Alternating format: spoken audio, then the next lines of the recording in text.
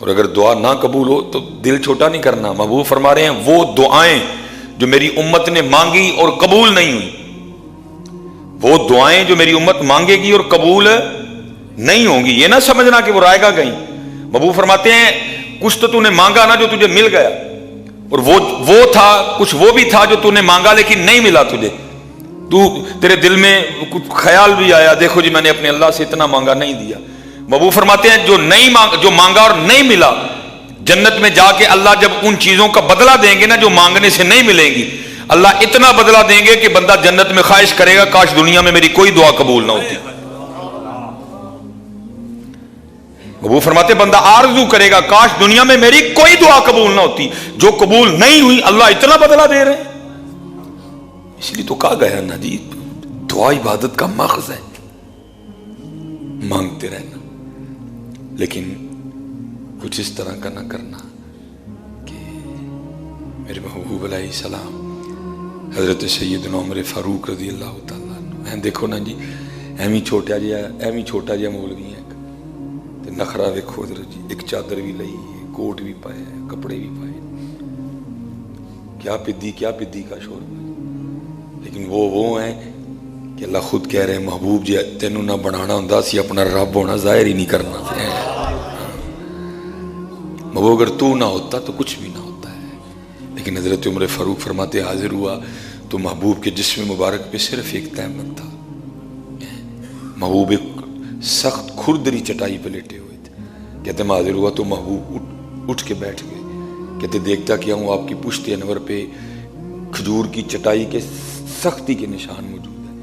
کہتے محبوب علیہ السلام کے کشانہ مبارک میں نظر دوڑائی تو کیا دیکھتا ہوں ایک بکری کی کھال صاف کرنے کا مسالہ اور تھوڑے سے جو پڑے ہیں. کہتے میں رو پڑا. آپ مجھے فرمانے لگے عمر کیوں رو رہے ہو؟ کہتے میں نے عرض کی محبوب ہائے ہائے ہائے ایک بکری کی کھال صاف کرنے کا مسالہ، تھوڑے سے جو پشت انور پہ کھجور کی سختی کے نشان موجود، اور وہاں کیسر و کسرا اللہ اور اللہ کے رسول کے دشمن وہ باغات اور محلات میں عیش و عشرت کی زندگی گزار رہے ہیں، اور جہاں اللہ کے محبوب علیہ السلام کی حالت دیکھی. تو آپ نے آگے سے فرمایا اے خطاب کے بیٹے کیا تو اس بات پہ خوش نہیں ہے کہ ان کے لیے صرف دنیا اور ہمارے لیے آخرت ہے. جتنے نوجوان بیٹھے کوشش ضرور کرنا 5 وقت کی نماز پڑھ کے سورہ یاسین پڑھ کے نکلنا اپنے گھر سے فجر پڑھ کے، کوشش ضرور کرنا. لیکن پتر اگر نہ ملے تو کچھ غلط نہ کرنا، پھر یہی سوچ لینا کہ جنت میں کر لیں گے جا کے، جنت میں جا کے کر. کیونکہ اللہ خود قرآن پاک میں کہتے ہیں والآخرۃ خیر وابقی، والآخرۃ خیر وابقی، آخرت خیر والی ہے، ہمیشہ رہنے والی ہے. کچھ نہ کرنا اس طرح کا بیٹا. آج طرح کی باتیں ہیں سننے کو ملتی ہیں، لیکن شکر ہے پتر میں ککھ بھی نہیں کیتا. میں جہاں جمعہ پڑھا رہا ہوں نا، میں نے آج تک کبھی حضرت جی سیلری کی بات نہیں کی. اچھی سیلری دے رہے، نکال دیا یہ خیال اپنے اندر سے، بس چلتا رہا ہوں. وہ کرم کرتا گیا. میں ایک سائیکل سے چلا تھا، ایسے کلونی چ درز میں کچھا پا کے بدل چنا نہ ہونا سا. لیکن دیکھ لو پھر آج مالک کی میرے ہوئی ہیں. ٹریک نہ بدلنا پتر کبھی. سورہ یاسین سے برکت لینا، ادھر سے برکت ملی. یہ جو خرابیاں ہو گئی ہیں نا یہ قرآن چھوڑنے کی وجہ سے ہیں. کھولو پتر قرآن سارے اپنے اپنے گھروں میں. پیا آ کے سانو مسئلے پوچھ دیو دسو جی انشورنس کرانی جائز ہے کہ نہیں جائز. اور تو انشورنس نو چھڈ، ہاں سورہ یاسین پڑھنی جائز ہے، تیرا رزق بھی ودائے گی. ہاں ادھر کیوں نہیں آندا؟ اس مسئلے کو تو چھوڑنا. تو محبوب علیہ السلام نے فرمایا جو نمازیں جو ہر شام سورہ واقعہ کی تلاوت کرے گا اس کو کبھی فاقہ نہیں آئے گا. اوے امت تمہیں کیا ہو گیا؟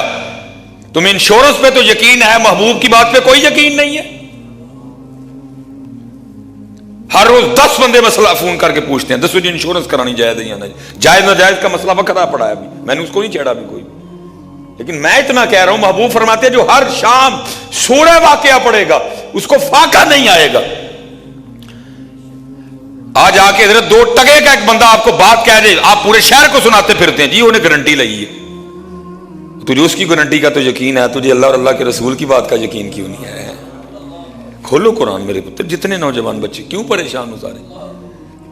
پریشانی کی صرف وجہ ہے ہم نے قرآن چھوڑ دیا. جتنے احباب بیٹھے ہو میں سب سے کہوں گا اپنی صبح کی ابتدا فجر سے کرو. اپنی صبح کی ابتدا تلاوت قرآن کریم سے کرو. اگر تمہارے گھروں میں نہ بہاریں لوٹ آئیں، میں جرمدار ہوں حضرت. بھائی جو بہاروں کا مالک ہے اس سے تو لڑائی لے کے بہاروں کی امید کر رہا کہ تو کیسے بہاریں آئیں؟ جو بہاروں کا مالک ہے، جو بہاروں کا مالک ہے، بھائی اس سے تو لڑائی چھڑے بیٹھا ہے اور تو امید کر رہا ہے کہ بہاریں آئیں گی. کیسے بہاریں آئیں گی؟ وہ آخری بات اور بات ختم. مولانا روم نے اس کو بڑے آسان طریقے سے سمجھایا. اب فرماتے ہیں کوئی بندہ نا بھاگتا ہوا گزرا. وہ کوئی گاؤں تھا، گاؤں کے درمیان میں بڑا سا درخت تھا. وہ علاقے کے جتنے بھی سیانے بیٹھے تھے، وہ بندہ نا بھاگتا ہوا گزرا. وہ سارے حیران ہوئے کہ کیوں بھاگ رہا ہے. وہ تھوڑی دیر بعد نا پھر آیا بھاگتا ہوا. وہ پھر بڑے پریشان ہوئے. وہ بھی سوچ ہی رہے تھے. وہ تیسری بار پھر آ گیا. انہوں نے کہا بھائی اس کو کیا فتح پڑی کہ بھاگ رہا ہے. وہ بھی سوچ ہی رہے تھے. وہ چوتھا چکر کاٹنے آیا. وہ آگے اوکے نا کسی نے پکڑ لیا. اس نے کہا پاگل آدمی کیوں بھاگ رہا ہے، کیوں چکر کاٹ رہا ہے؟ اس نے کہا میں اپنا سایہ پکڑ رہا ہوں اور مجھ سے پکڑا نہیں جا رہا. وہ جن میں سب سے سیانا تھا نا، اس نے کہا چلیا سایہ تو ہے آج تک کسی کو بھی نہیں پھڑیا گیا، لیکن ایک طریقہ تینوں دا چھڑنا ہو. جو کر لیں گا تو پھر اگے تو ہوئے گا تو سایہ تیرے پیچھے ہوئے گا. کیونکہ اس وقت تو نے سورج کو کر دیا پشت، سایہ آگے آ گیا. نہیں، منہ کر سورج کی طرف اور بھاگ، تیرا سایہ پیچھے بھاگے گا. یہ مثال دے کے مولانا روم فرماتے بندے تیرا معاملہ بھی اسی طرح ہے. جب تو اللہ اور اللہ کے رسول کی بارگاہ کو چھوڑ کے جائے گا نا تو دنیا آگے بھاگے گی. پھر جب تو اللہ اور اللہ کے رسول کی بارگاہ سے اٹھ جائے گا نا، دنیا کے پیچھے بھاگے گا. پھر یہ تیرے آگے بھاگے گی. نہیں، تو دنیا کے پیچھے نہ بھاگ، تو اللہ اور اللہ کے رسول کو منانے کے لیے بھاگ. دنیا تیرے پیچھے بھاگے گی. حضرت پتر رب نہ لڑائی لے کے کھ بھی نہیں جیونا میرے بچیو. رب نہ لڑائی لے کے کھ بھی نہیں. یہ آپ کے سامنے دیکھ لو، یہ پھول آ گئے. کسی دے دل چ پایا ہی ہونا چل بھائی چلا دے میرے بندے لی پھول لے جا. پیچھے بھاگے گا سارا کچھ. اگر تم اپنا رخ مدینہ کی جانب کر لو گے، اپنا رخ مکہ کی جانب کر لو، اپنے اللہ دے حضور لے پتر سب پیچھے بھاگے گا. وما علینا الا البلاغ المبین.